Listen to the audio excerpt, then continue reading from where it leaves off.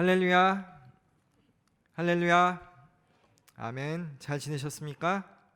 예, 여러분들 너무 무더운 여름 가운데 교회에 와서 또 예배 드리시느라 수고가 많으신 것 같습니다.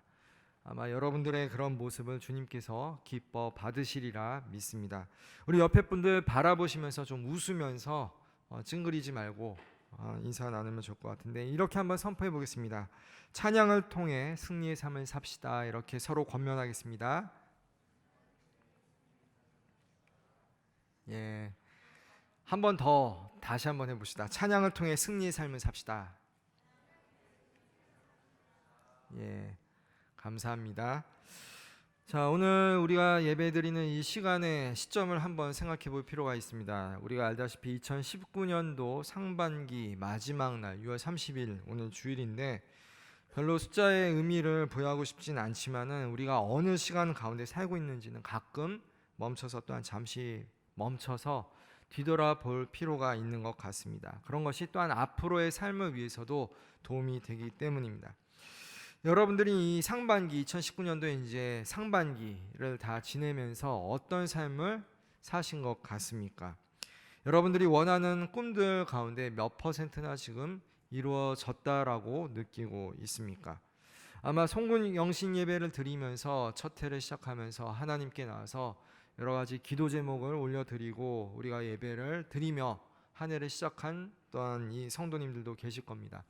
또 그 가운데는 여러 가지 인생의 계획에 있어서 중요한 시점이 또 올해였던 것도 있을 수 있습니다. 특별히 우리 새내기들이 가장 그런 과정을 겪었을 것이라는 생각이 듭니다. 이제 새내기가 되어서 대학교에 입학을 하고 한 학기를 보내면서 대학 생활이라는 것이 이런 거구나라는 느낌이 분명히 있었을 겁니다. 그리고 또한 4학년이 된 청년들은 어떻습니까? 앞으로 사회에 나갈 준비 때문에 스펙을 쌓느라 영어학원도 다니고 자격증 시험도 보고 여러 가지 때문에, 일들 때문에 또 바쁜 부담감으로 보내고 있을 것 같기도 합니다. 또 직장 생활하는 청년들에게도 여러 가지 고민도 있었을 겁니다. 이직을 해야 되나 말아야 되나, 아니면 새로운 사업을 해야 되나, 아니면은 또 배우자를 놓고 계속 기도하는 그런 청년들도 있을 것 같습니다. 근데 우리가 어떤 소원과 꿈을 연관시켜서 상반기를 보냈는가 평가하는 것도 중요하지만, 믿는 사람으로서, 신앙인으로서 우리가 이 시간 또한 예배드리면서 생각해 볼 것은, 여러분들은 하나님과의 관계는 어떠셨는가 한번 고민해 볼 필요가 있을 것 같습니다. 예수님을 믿고 예수님을 따르는 성도로서 여러분들은 이 시간 신앙의 점수를 자기 스스로에게 매겨본다면 상반기의 신앙 점수가 어떻다라고 생각됩니까? 매일매일 경건 생활은 잘 감당했는가? 기도 생활은 했는지, 말씀 묵상은 했는지, 또한 그 말씀을 갖고 씨름하면서 삶 가운데 치열하게 적용하고 실천을 했는가? 이 예배당에 나와서 예배드리는 것은 소홀히 하지 않았는지, 그리고 또한 신앙 공동체 가운데 아름다운 사랑과 섬김의 봉사, 이런 헌신 등은 우리가 감당했는지 한번 과거로 돌이켜 보면서 하반기를 또한 우리가 주님의 은혜 가운데 새롭게 시작하면 좋을 것 같습니다.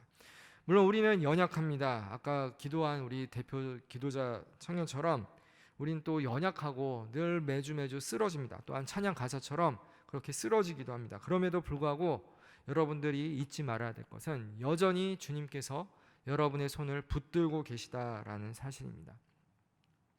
우리가 주님을 붙든다라고 생각하지만 사실은 주님께서 우리를 붙들고 계십니다.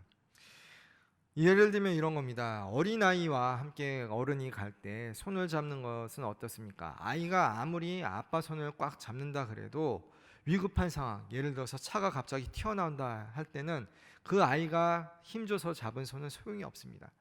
누가 이끌어내야 됩니까? 누가 낚아채야 됩니까? 아버지의 강한 팔로, 손으로서 그 아이를 안전하게 옮겨야 되는 겁니다. 우리의 삶도 그와 같습니다. 평상시는 여러분들이 이렇게 생각할 수 있습니다. 내가 하나님을 붙들고 있는 거야 라고 생각할 수 있지만, 분명히 중요한 것은 하나님께서 우리를 붙들고 계시다라는 겁니다. 여러분이 그러한 믿음을 잊지 말고 살면 좋을 것 같습니다. 지난 시간까지 우리가 갈라디아서 말씀을 보았는데 6월 마지막임에도 불구하고 우리가 이제부터 에베소서 말씀을 좀 이어서 보러 갑니다. 에베소서는 바울 서신 가운데 별명이 있는데 왕관이라는 별명이 있습니다. 왜냐하면 이 짧은 6장, 6장밖에 안 되는 짧은 6장이지만은 일목요연하게 사도 바울의 여러 가지 핵심적인 내용이 담겨져 있기 때문입니다. 그래서 이 서신의 내용이 짧다고 해서 쉬운 것이 결코 아닙니다. 아마 성경 봉독자가 지금 읽은 거 여러분이 함께 들으면서 묵상도 했겠지만은 결코 쉬운 내용이 아니라는 것을 여러분이 또 기억할 필요가 있습니다. 그렇기 때문에 에베소서가 어렵다라고 생각할 수도 있지만은 그거보다 더 중요한 것은 에베소서의 내용 가운데 우리가 깨달아야 할 교훈이 무엇인가라는 겁니다. 지난 시간에 우리가 갈라디아서를 정리하면서 사도 바울이 갈라디아서를 쓴 것을 우리는 알고 있습니다. 마찬가지로 에베소서도 사도 바울이 썼습니다.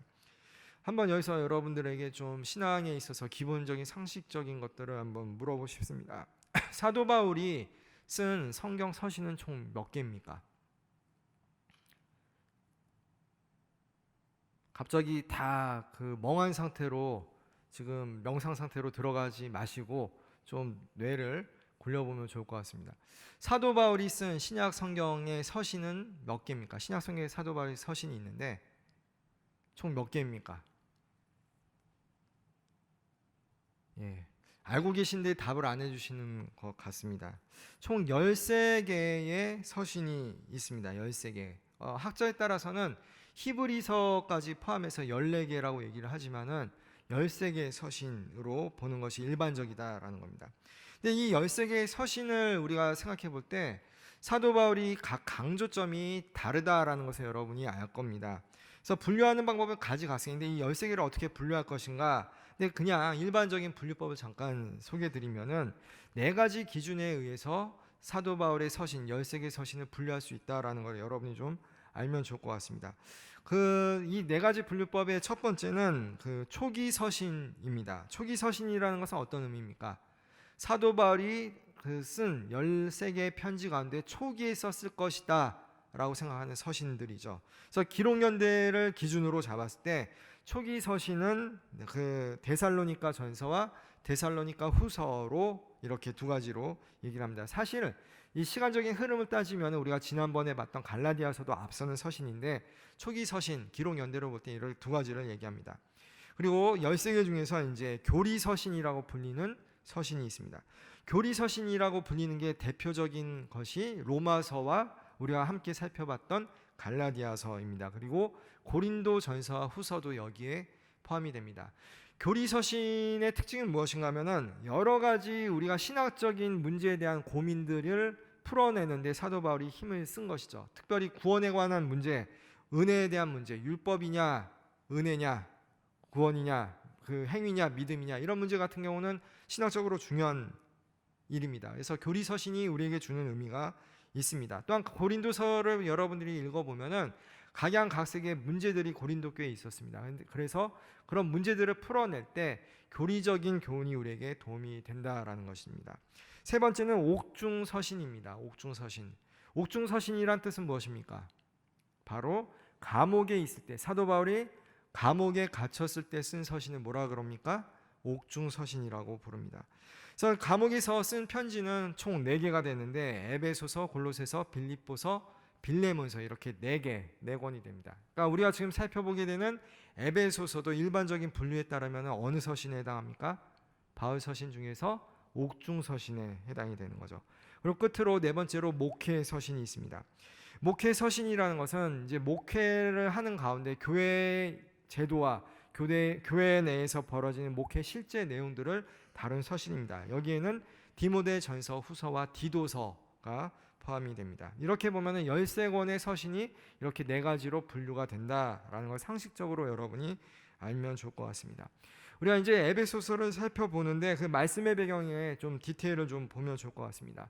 이 말씀의 배경이 이렇습니다. 사도 바울은 제2차 전도여행을 하면서 에베소에 가기로 힘썼습니다. 그러니까 아시아 지역으로 가서 복음을 전해야지라고 힘을 썼는데 하나님께서 그 길을 막으셨습니다. 그래서 제3차 전도 여행 때 비로소 이 아시아에 들어가 에베소 지역에서 본격적으로 복음을 전하는 사역을 할 수가 있었습니다. 그 전에 사도 바울은 제2차 전도 여행 때 그 고린도에서 만난 브리스길라와 아굴라라는 사역자를 먼저 에베소에 보내서 그들로 에베소에서 먼저 사역의 터를 닿게 했습니다. 그리고 에베소서에 이제 3차 선교행에 가서 무려 3년 동안 거기서 가르치게 됩니다. 그래서 두란노 서원이라는 것을 세워서 거기서 밤낮 주야로 주의 말씀을 가르치는 일을 3년을 했습니다. 쉽게 말하면 목회 사역을 3년 동안 에베소에서 했다라는 것입니다. 사실 그 사도 바울이 이렇게 한 지역에 오래 머물면서 사역을 한 것은 성경에 보면은 없습니다. 에베소가 가장 긴 사역지입니다. 이 에베소는 어떤 지역인가? 지리적으로 보면은 소아시아 지역의 모교회가 됩니다. 그래서 여기서 훈련받은 에바브라라는 그 사도 바울의 제자는 이제 골로새 교회, 라우디게아 교회, 히에라볼리 교회 등을 또 세우는 역할을 감당을 합니다. 또한 에베소 교회의 특징은 무엇인가 하면 에베소서에만 에베소 교회가 나오는 것이 아니라 가장 묵시 말씀인 마지막 책인 요한계시록에도 에베소 교회가 등장합니다. 그래서 아시아의 7교회 중에 가장 또한 대표적인 교회로 에베소 교회가 사도 요한의 묵시 가운데 나오는 교회입니다. 에베소서는 이런 특징을 갖고 있습니다. 첫 번째는 그 내용적으로 분류를 해보면 구원과 그 구원의 이후를 분류합니다. 제가 서두에 말씀드렸다시피 에베소서는 6장으로 되어 있습니다. 6장인데 나누면은 그 두 부분으로 나눌 수 있습니다. 1장에서 3장은 구원에 대한 말씀이고 4장에서 6장까지 말씀은 그 구원 이후에 어떤 삶을 살아야 되는가, 즉 더 쉽게 설명을 하면 앞부분은 교리적인 내용, 그리고 뒷부분은 실천적인 내용이 담겨져 있다라는 겁니다. 그래서 그 앞부분 구원에 대한 교리적인 내용은 1장은 삼위 하나님의 구속사역에 대해서 다루고 있고 2장은 변화된 성도의 신분, 그리고 3장은 복음 전파의 일꾼됨에 대해서 전반적으로 구원과 관련된 말씀을 나눕니다. 그리고 4장부터 6장까지는 구원 그 이후에 어떤 삶을 살아야 되는가, 도덕적이고 윤리적인 삶, 그리고 성도들이라면 구원받았다면 어떻게 살아야 되는가, 이런 것에 초점을 맞추고 있습니다. 그리고 에베소서의 또 하나 특징은 공동체를 강조합니다. 공동체를 강조하는 내용은 구원과 구원 그 이후의 내용 가운데 살펴볼 수 있습니다. 그래서 가장 먼저 언급하는 내용이 성령의 하나됨을 얘기합니다. 다음으로 그리스도인의 장성한 분량, 그리스도에게까지 자라야 되는 것을 설명하는데 이것이 개인적인 성장이라기보다는 공동체성으로 함께 성장해야 한다라는 걸 얘기합니다. 또 하나 에베소서의 특징은 삼위 하나님에 대해서 강조를 하고 있습니다. 그래서 하나님께서 어떻게 구속 사역을 이루실 때 성부 하나님과 성자 하나님, 성령 하나님께서 어떻게 우리의 구원을 이루어 가시는가, 이런 내용을 전하는 내용이 있습니다. 또한 에베소서는 교회론을 강조합니다. 그래서 각 장마다 교회에 대한 그 이야기가 있습니다. 그것이 암시적으로 나타나기도 하고 어떤 데는 확연히 드러나 보이기도 합니다. 그리고 마지막으로는 이 에베소서는 회람서신의 특징을 갖고 있습니다. 회람서신이라는 의미는 어떤 특별한 문제가 있어서 보낸 편지가 아니라 그 당시 에베소 교회 성도들이 일반적으로 읽고 깨달아야 되는 내용을 담고 있습니다. 즉 보편적인 가르침, 진리에 대한 말씀이 있습니다. 그 이유는 에베소 교회는 앞서 말씀드렸다시피 사도 바울이 3년 동안 열심히 가르쳤던 교회입니다. 3년 동안 가르쳤다라는 의미는 어떤 의미입니까? 그 교회에 여러 가지 신학적인 문제점들이 나타나는 일이 없었던 거죠. 그렇기 때문에 잘 지도했기 때문에 보편적인 가르침을 전하게 되는 겁니다. 어떤 특별한 문제, 예를 들어서 갈라디아 교회처럼 그 거짓 율법 교사들이 들어왔거나 이런 문제가 없기 때문에 진리의 보편성을 강조하는 내용이 있습니다. 사실 오늘 우리 본문 말씀은 오늘 1장 부분을 우리가 보고 있는데 3절부터 6절까지 읽었지만 실질적으로 내용적으로 보면은 14절까지 읽어야 맞는 내용입니다. 이 부분의 주제는 이렇습니다. 삼위 하나님의 구속 사역을 다루고 있습니다. 3절부터 14절의 특징을 보면은 여러분이 가진 성경을 또 셀 모임 때 잘 봐야 되는데 정말 어떻게 보면은 어려운 내용이기 때문에 잘 선뜻 읽으면서 이해를 못할 수 있습니다. 그래서 이 말씀을 지금 여러분이 잘 들으셔야지 3절부터 이 14절의 내용이 무엇인가 좀 알 수 있는데 이 찬송하리로다라고 시작을 해서 마지막에 14절에 어떻게 끝납니까? 찬송하게 하려 하심이라. 즉 찬송으로 시작해서 찬송으로 끝나는 것이 3절부터 14절까지의 내용입니다. 이 찬송에 대한 내용이 무엇인가 하면 하나님께서 우리를 어떻게 구원해 주셨는가라는 겁니다. 그래서 3절에 보면은 찬송하리로다, 이것은 이제 찬송의 서두를 얘기하는 것이고, 6절에 이런 말씀이 있습니다. 그의 은혜의 영광을 찬송하게 하려는 것이다. 12절에 그의 영광의 찬송이 되게 하려 하심이라. 14절에 그의 영광을 찬송하게 하려 하심이라 하고, 찬송하리로다, 찬송하게 하심이라라는 내용이 무려 4번이나 반복이 되는 그런 내용입니다. 사도 바울이 이렇게 앞부분에 서두 편지에 찬송합시다, 찬송해야 됩니다, 찬송합니다, 이런 내용을 무려 4번에 걸쳐서 했던 이유가 무엇입니까? 이것이 바로 오늘 말씀의 제목이기도 한데, 이 찬송의 이유는 무엇입니까? 바로 구원, 구속입니다.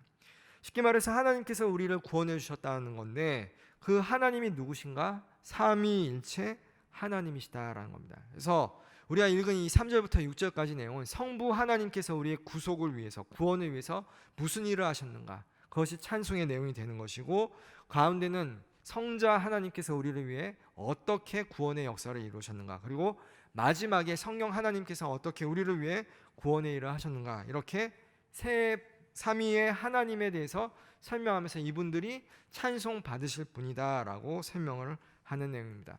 여러분이 오늘 말씀을 잘 이해하시기 위해서는 천천히 묵상하는 마음으로 한 번 읽으시면 안 되고, 이 3절부터 14절까지를 반복되는 단어와 그 뜻을 음미하면서 읽으셔야 도움이 될 것 같습니다. 핵심 단어들이 이렇습니다. 우리가 하나님을 찬양하는 이유는 무엇입니까? 하나님을 찬양하는 이유는 다름 아니라 하나님께서 우리를 구원해 주셨기 때문입니다. 근데 그 하나님의 구원이라는 것은 어떻게 삼위 하나님께서 어떤 모습으로 우리에게 보여주셨는가?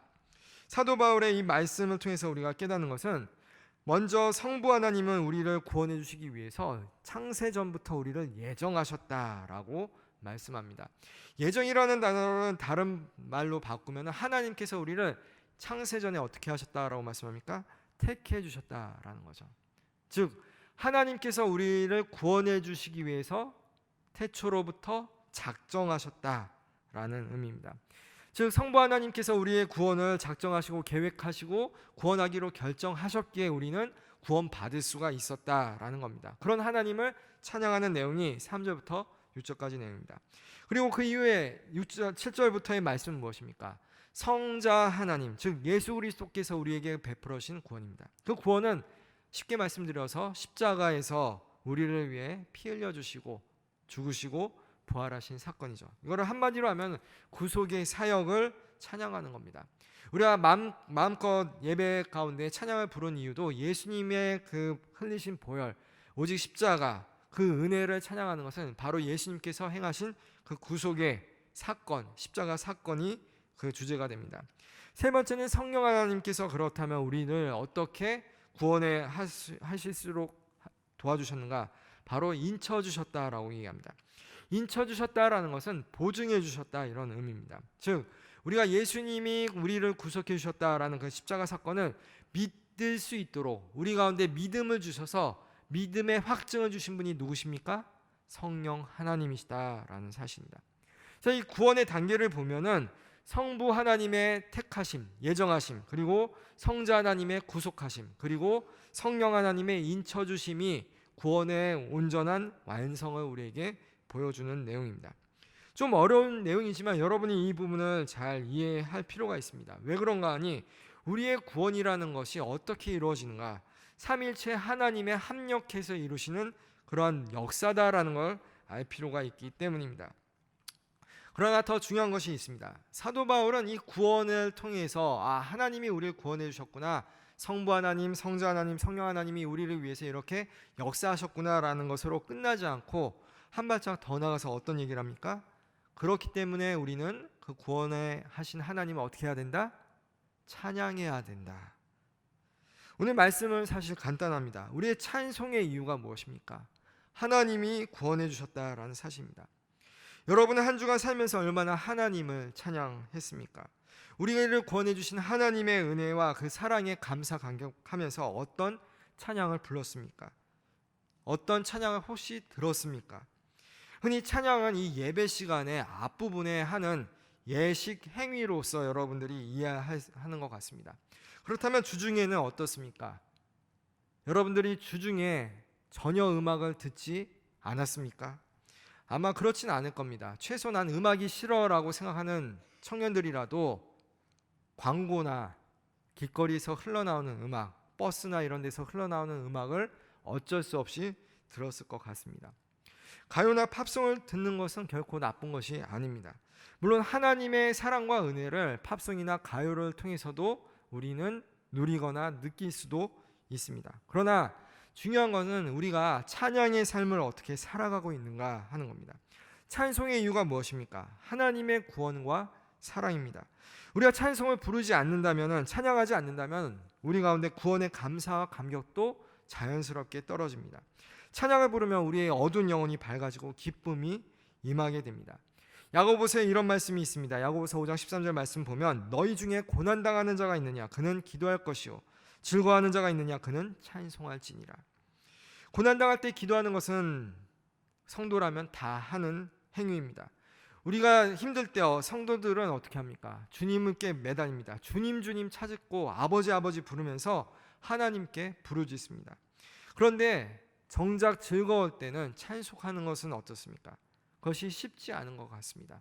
물론 여기 계신 우리 성도님들, 청년들 가운데는 즐거울 때 정말 콧노래를 부르며 찬양을 부르는 그런 좋은 습관을 가진 청년이 있을 수도 있습니다. 그러나 대부분은 즐거울 때 하나님을 생각하는 것은 쉽지 않습니다. 우리는 고난 가운데 하나님을 찾지 즐거워할 때 찬송을 부르면서 주님의 이름을 높이진 않는 것 같습니다.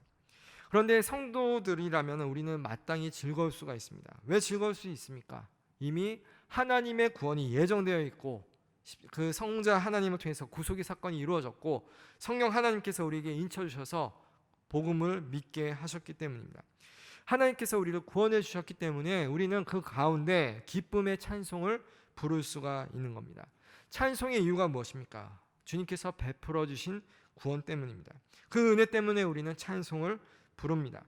사도 바울은 이 에베소서 앞에서 구원하신 하나님을 묵상하면서 찬송하리로다라는 그 반복을 무려 4번이나 했습니다.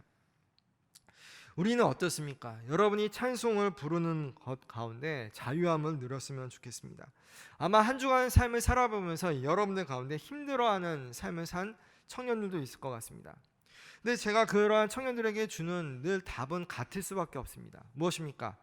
만약 목사님 힘들어요 라고 제게 찾아온다면 물론 제가 좀 상담 공부를 좀 해서 뭐 여러 가지 기법도 알겠지만은 신앙적으로 보면은 단순합니다. 힘드니 그럼 뭐 해야 되냐? 기도하자, 말씀 보자, 그리고 이 공동체 가운데 힘을 얻어라. 늘 강조하는 것 3가지입니다. 그러나 오늘 덧붙여서 말씀드리고 싶은 것은 여러분이 힘들 때 주님을 찬양하는 일을 한번 더 힘써 보면 좋을 것 같습니다. 찬송과 관련해서 성경에 보면은 이 여러 가지 사건이 있는데 한 3가지 에피소드를 여러분들과 말씀을 나누고 싶습니다. 첫 번째는 열왕기하 6장 8절에서 19절까지 나오는 말씀입니다. 이 당시 열왕기하 6장에 나오는 이 말씀의 배경은 이스라엘이란 나라에 엘리사라는 선지자가 활동하던 시기입니다. 이 엘리사 선지자가 그 이스라엘을 위해서 열심히 어떻게 했습니까? 선지 사역을 감당하니까 이웃 나라 아람이 열심히 쳐들어오려고 그래도 그 번번이 막히는 일이 벌어집니다. 그런데 결국 어떤 일이 벌어집니까? 이 엘리사라는 선지자 때문이구나라는 걸 알고 엘리사가 살고 있는 그 성벽을 어떻게 합니까? 아람 군대가 밤중에 와서 에워싸는 장면이 있습니다. 근데 아침에 눈을 뜨니까 엘리사의 사환이 밖에 보니까 성벽을 둘러싼 아람의 무수한 군대를 바라보게 되는 내용이 열왕기하 6장에 나온 내용입니다. 그래서 사환이 겁을 먹습니다. 이 사방에 둘러싸인 모습 가운데 두려움을 갖고 뭐라고 얘기합니까? 지금 이 아람 군대가 우리를 쳐들어와서 이렇게 둘러싸니까 두렵습니다, 무섭습니다 라고 얘기할 때 엘리사 선지자가 사환에게, 그 청년에게 이렇게 말합니다. 두려워하지 말아라. 우리에게는 이 아람 군대보다 더 많은 사람들이, 더 많은 자들이 함께한다라는 겁니다. 그러면서 기도를 드리는데 그 기도의 내용이 열왕기하 6장 17절 말씀입니다. 이렇습니다. 기도하여 이르되 여호와여 원하건대 그의 눈을 열어서 보게 하옵소서 하니 여호와께서 그 청년의 눈을 여심해 그가 보니 불말과 불병거가 산에 가득하여 엘리사를 둘렀더라. 즉 육신의 눈으로 바라볼 때는 아람의 군대밖에 못 봤는데 엘리사가 기도를 통해서 그 청년의 눈을 밝히소서 기도했더니 그 영의 눈이 떴을 때 허다한 불병과 불말이 엘리사를 둘러싼 것을 보게 되었다. 주님께서 함께하는 것을 알게 되었다라는 말씀입니다. 또 하나 이 말씀 가운데 역대하 20장의 말씀을 우리가 또한 기억해 볼 필요가 있습니다. 여호사밧 왕의 이야기입니다. 여호사밧 왕 때도 또한 이 아람이 문제입니다. 아람이 전쟁을 하려고 쳐들어옵니다. 근데 상황은 비슷했습니다. 그래서 이 아람 족속이 유다 땅에 쳐들어올 때 여호사밧 왕은 어찌할 줄 몰라가지고 하나님께 부르짖으며 기도하며 나갑니다. 그때 레위 사람 야하시엘에게 하나님의 영이 임해서 찬양으로 그 아람 군대를 물리치라고 가르쳐 줍니다. 역대하 20장 15절에 이렇게 말씀합니다. 야하시엘이 그 왕과 백성들에게 한 말입니다. 너희는 이 큰 무리로 말미암아 두려워하거나 놀라지 말라. 이 전쟁은 너희에게 속한 것이 아니요 하나님께 속한 것이니라. 여호사밧은 이 말에 힘입어서 어떻게 했습니까? 그 군대를 앞세울 때 재밌는 것은 군대 앞에 찬양대를 먼저 세우는 일을 합니다. 21절에 이렇게 말씀합니다. 백성과 더불어 의논하고 노래하는 자들을 택하여 거룩한 예복을 입히고 군대 앞에서 행진하며 여호와를 찬송하여 이르기를 여호와께 감사하세 그의 인자하심이 영원하도다 하니 이 찬양을 군대 앞에서 불렀는데 어떤 일이 벌어집니까? 22절에 보면 그 노래와 찬송이 시작될 때 여호와께서 복병을 두어 유다를 치러 온 암몬 자손과 모압과 세일산 주민들을 치심으로 그들이 패하였으니 즉 찬양대를 군대 앞에 세워서 찬양을 불렀더니 어떤 일이 벌어집니까? 아람 군대가 그 여호와께서 보내신 복병으로 인해서 서로 전쟁하면서 치고 패하는 일이 벌어졌습니다. 유다 백성이 한 일은 무엇입니까? 단지 찬송을 부른 것이었습니까? 신약시대 때는 또 어떤 일이 벌어졌습니까? 바울과 실라가 복음을 전하다가 감옥에 갇힙니다. 근데 그 감옥에서 한 일은 무엇입니까? 기도와 찬양입니다. 사도행전 16장 25절과 26절에 이렇게 말씀합니다. 한밤중에 바울과 실라가 기도하고 하나님을 찬송하며 죄수들이 듣더라. 이에 갑자기 큰 지진이 나서 옥토가 움직이고 문이 다 열리며 모든 사람의 매인 것이 다 벗어진지라. 그들이 한 일은 사도 바울과 실라가 한 일은 오직 찬양과 기도였는데 그 가운데 옥문이 열리면서 또한 메인 사슬까지 다 풀어지는 역사가 있었습니다. 찬양은 우리를 자유케 합니다. 우리 영혼을 자유케 하는 능력이 있습니다. 우리 어떤 청년들은 이런 얘기를 하는 청년이 있습니다. 나는 하나님을 믿는다고 하지만 하나님을 잘 느끼지 못합니다. 저는 그런 청년들에게 찬양을 열심히 한번 불러보고 또한 듣기를 권해드립니다. 우리가 전심으로 찬양을 할 때 하나님의 영은 우리 가운데 임하십니다. 하나님은 우리의 찬양을 기뻐 받으시기 때문입니다. 사도 야고보는 우리에게 즐거울 때 찬양을 부르라고 말씀했지만 사실 괴로울 때도 찬양을 불러야 합니다. 왜냐하면 우리는 이미 구원받은 성도들이기 때문입니다. 찬송의 이유는 하나님의 구원에 있습니다. 그러기에 우리는 찬양 안 부를 이유가 없습니다. 우리의 삶에서 찬양이 끊이지 않기를 바랍니다. 그럴 때 우리 삶은 자유함과 주님이 주시는 기쁨과 즐거움 그리고 함께하는 은혜를 누리게 됩니다. 제가 오늘 이 말씀 아까 말씀드린 여호사밧의 말씀이나 왕의 말씀이나 엘리사의 말씀을 묵상하다가 작년에는 제가 예배 시작 전에 여러분들에게 미리 좀 오는 청년들에게 보여드린 동영상이 있습니다. 바로 서라운디드라는 곡입니다. 그러니까 둘러싸여 있는 뭐 이런 제목의 가사인데 아마 여러분들 보신 분 계실 겁니다. 근데 그 찬양이 여러 버전이 유튜브에 있는데 제가 오늘은 그 마이클 W 스미스 버전으로 좀 갖고 왔습니다. 근데 이 찬양의 가사가 매우 심플하고 단순합니다. 근데 저는 이 가운데 여러분들이 깨달아야 되는 것은 우리의 전쟁은 누구에게 속해 있습니까? 하나님께 속해 있음을 여러분이 깨달아야 됩니다. 그 엘리사의 사환이 영의 눈이 띄었을 때 불말과 불병거가 엘리사를 둘러싼 것을 본 것처럼 우리가 믿음의 눈을 들고 보면은 여러분들을 둘러싼 것은 어떤 상황의 문제가 아니라 바로 주님이시라는 것, 하나님이라는 것을 여러분이 깨달을 수 있으면 좋겠습니다. 영어 울렁증이 있는 분들이 있을 것 같아가지고 자막이 없어가지고 제가 먼저 영어 가사를 좀 PPT를 띄워주시면은 좀 가사를 먼저 보고 찬양을 보면 좋을 것 같습니다.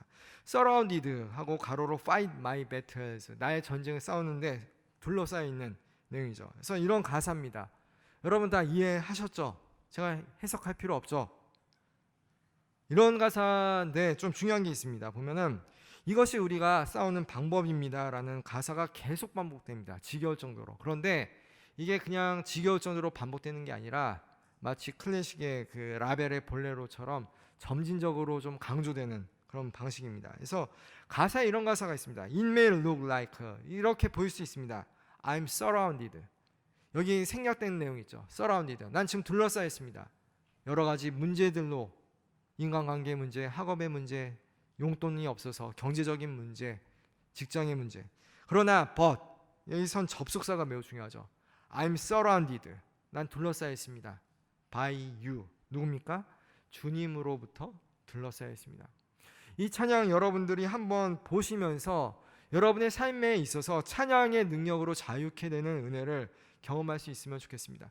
한 주간의 삶에 있어서 여러분 힘든 이유 가운데 하나는 찬양이 회복되지 않았기 때문입니다. 즐거울 때만 찬양하는 것이 아니라 기쁘고 고난 가운데도 여러분이 찬양을 부를 수 있어야 합니다.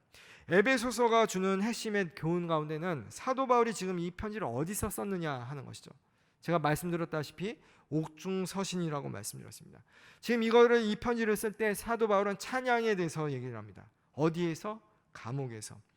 여러분이 둘러싸인 환경이 중요한 것이 아니라 찬양의 이유가 있기 때문에 우리는 어디서든지 언제서든지 찬양을 불러야 합니다. 바로 주님이 베풀으신 구원의 은혜입니다. 한번 찬양을 보면서 여러분이 좀 느껴보면 좋을 것 같습니다. 그리고 한번 리스닝이 되면은 한번 따라 해보는 것도 좋을 것 같습니다. 한번 틀어주시기 바랍니다. The word says, for the spirit of heaviness, put on the garment of praise. That's how we fight our battles. This is how I fight my battles. This is how I fight my battles. This is how I fight my battles. What we're doing tonight. This is how I fight my battles. Just when you think you're lost, it may look like I'm surrounded, but I'm surrounded by you. Hey! It may look like I'm surrounded, but I'm surrounded by you. It may look like I'm surrounded, but I'm surrounded by you. It may look like I'm surrounded, but I'm surrounded by you. This is how I fight my battles. This is how I fight my battles. This is how I fight my battles. This is how I fight my battles.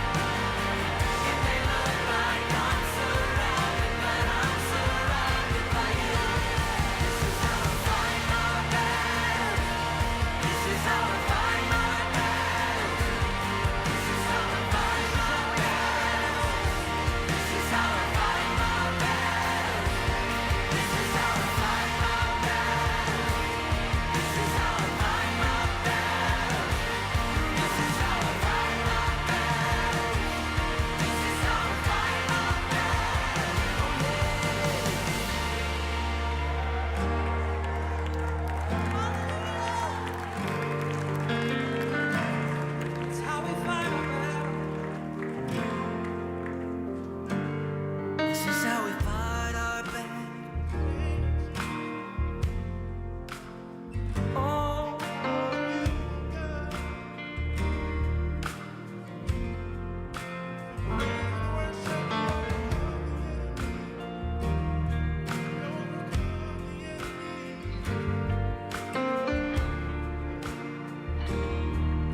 this is how we fight. This is how we fight our battle. This is how we fight our battle. This is how we fight our battle. This is how we fight our battle. This is how we fight our battle. This is how we fight our battle. This is how we fight our battle. This is how we fight our battle.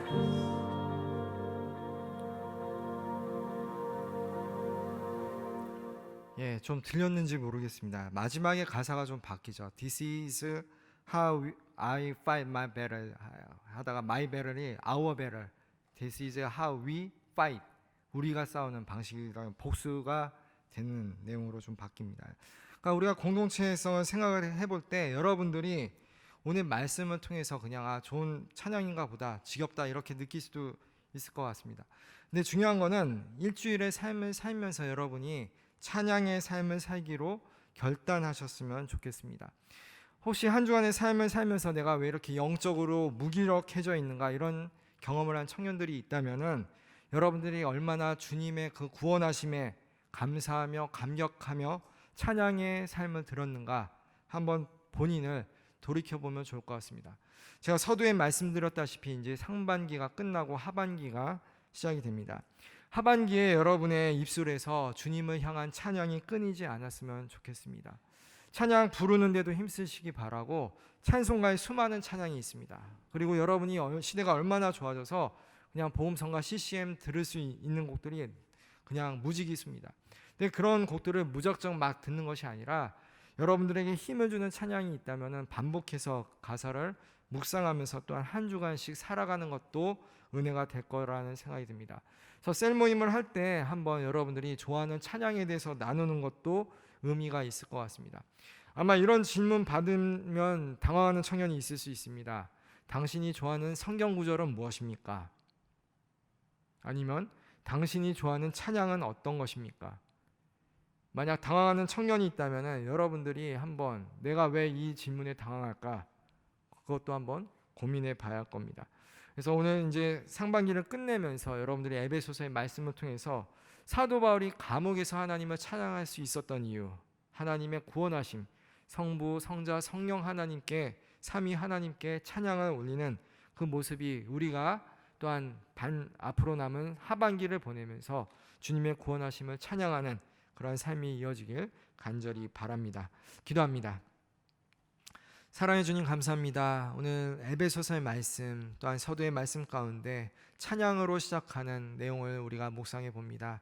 하나님께서 우리를 사랑하셔서 창세전부터 예정하시고 택하시고 또한 예수 그리스도 성자 하나님의 구속하심과 성령 하나님을 통하여서 우리에게 믿음을 주시고 인쳐주신 그 구원의 확신을 우리가 갖고 살아갑니다. 우리의 삶에 있어서 찬양의 이유가 끊이지 않게 하여 주시옵소서.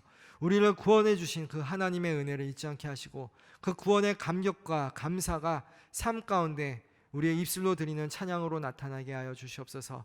세상에 많은 노래들이 있습니다. 그러나 주님을 찬양하는데 우리가 더욱더 힘을 쓸 때 우리의 주변의 악한 영들이 물러가며 우리의 여러 가지 문제들이 해결됨을 경험할 수 있는 청년들 되게 하여 주시옵소서.